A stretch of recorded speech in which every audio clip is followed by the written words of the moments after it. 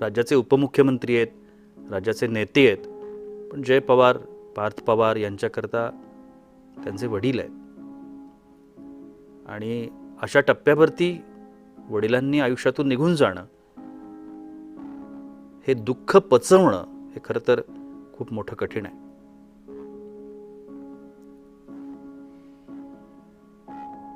अवघ्या 66व्या वर्षी अजित पवारांना अशा पद्धतीनं मृत्यू यावा याची कल्पनाच खरं तर पवार कुटुंबानं कधी केली नसेल.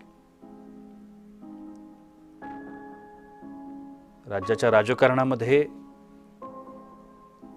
गेल्या 50-60 वर्षांपासून कार्यरत असणारं हे कुटुंब आज हतबल आहे.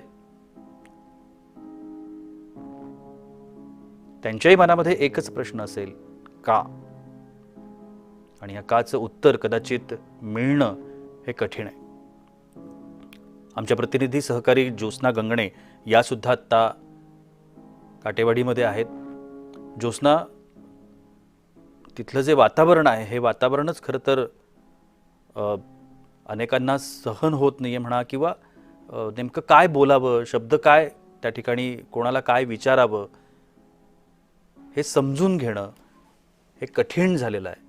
आणि आता हा खरं तर अंतिम टप्पा आहे. थोड्याच वेळामध्ये या तिथल्या अंत्यविधींना सुरुवात देखील होईल.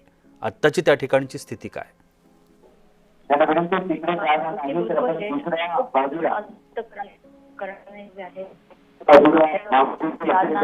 निरोप देत आहे अजित पवार, ज्यांचं व्यक्तिमत्व किंवा महाराष्ट्राचं 30 ते 35 वर्षाचं राजकारण जे आहे ज्याच्यामध्ये कायम चर्चेत असलेले आणि वेगळ्या कामामुळे चर्चेत असलेले, त्यांच्या वेगळ्या शैलीमुळे चर्चेत असलेले अजित पवार जे आहेत ते विलीन खरोखरच यांच्या मूळ गावी त्यांचं ते काही तासांसाठी ठेवण्यात आलेलं होतं आणि तिथे अजित पवारांचे काही भावकी आहेत ते तिथे राहतात. आणि त्यामुळे अजित पवार, आपल्याला माहिती आहे की त्यांचा जन्म सुद्धा इथला आणि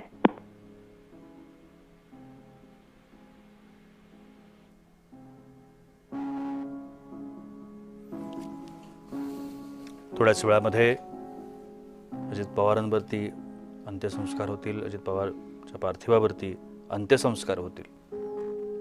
राज्याच्या राजकारणामधली अनेक मंडळी, केंद्रामधली अनेक नेते मंत्री हे सुद्धा आत्ता काटेवाडीमध्ये उपस्थित आहेत. राजकारणातली अनेक मोठी मोठी नावं, उच्चपदस्थ नेते हे शोकमग्न.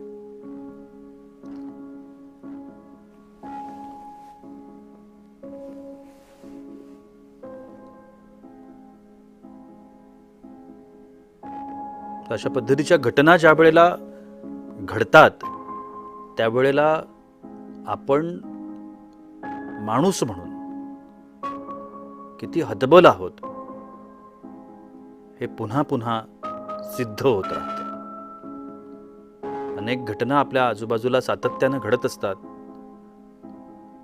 एका बाजूला आपण प्रगती, तंत्रज्ञान या सगळ्याच्या वल्गना करत असतो आणि एका बाजूला अशा पद्धतीच्या अनाकलनीय घटना ज्या वेळेला समोर येतात तेव्हा आपण फक्त एवढंच म्हणू शकतो की आपल्या हातात काहीच नाही.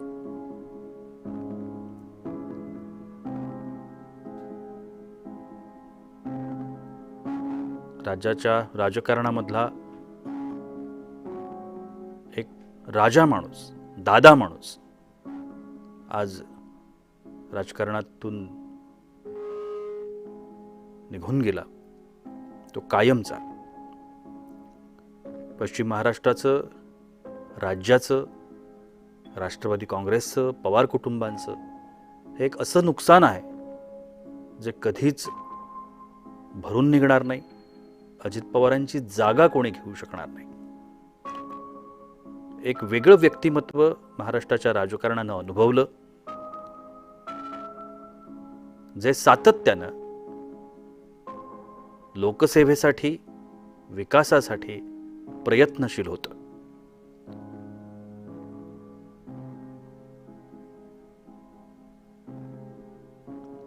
अगदी तालुका स्तरातल्या राजकारणापासून, ग्रामीण स्तरातल्या राजकारणापासून, जिल्ह्याच्या राजकारणापासून ते थेट राज्याच्या राजकारणापर्यंत राजकारणातले जे अनेक टप्पे आहेत, ज्या टप्प्यावरून खरं तर राजकीय व्यक्तिमत्वांना जावं लागतं, त्या प्रत्येक टप्प्यावरून अजित पवार प्रवास करत राहिले आणि हा प्रवास त्यांचा यशस्वी होत राहिला.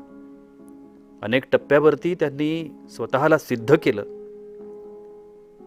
खरं तर